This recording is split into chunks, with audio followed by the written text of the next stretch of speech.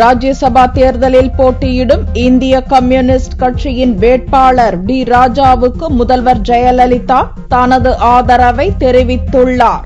அதிமுக வேட்பாளர் ஒருவர் தனது வேட்புமனுவை வாபஸ் பெறுவதால் ராஜாவின் வெற்றி உறுதியாகியுள்ளது.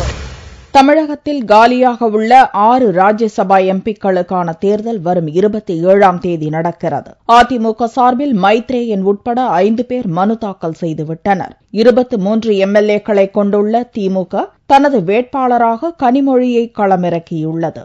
இந்நிலையில் இந்திய கம்யூனிஸ்ட் கட்சி டி ராஜாவை வேட்பாளராக அறிவித்தது. இந்திய கம்யூனிஸ்ட் கட்சியின் அதிகாரப்பூர்வ வேட்பாளரான டி ராஜா திங்களன்று வேட்புமனு தாக்கல் செய்ய தலைமைச் செயலகம் வந்திருந்தார். முன்னதாக டி ராஜா உள்ளிட்ட இந்திய கம்யூனிஸ்ட் கட்சியினர் முதல்வர் ஜெயலலிதாவை நேரில் சந்தித்தனர். அதிமுக ஆதரவுடன் வெற்றி வாய்ப்பை பெற முடியும் என்று டி ராஜா தெரிவித்தார். இந்த 2 ஆண்டு காலத்தில் தமிழ்நாட்டினுடைய பொருளாதார வளர்ச்சிக்காகவும் தமிழ்நாட்டினுடைய தொழில் விவசாய வளர்ச்சிக்காகவும் தமிழ் மாநில உரிமைகளை பாதுகாப்பதற்காகவும் இந்த அரசு பாராட்டும்படியான நடவடிக்கைகளை மேற்கொண்டு வருகிறது.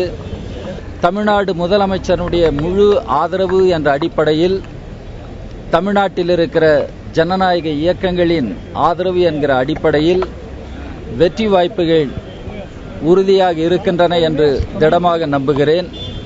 என்னுடைய பணி தொடரும் என்பதை நான் சொல்ல கடமைப்பட்டிருக்கிறேன்.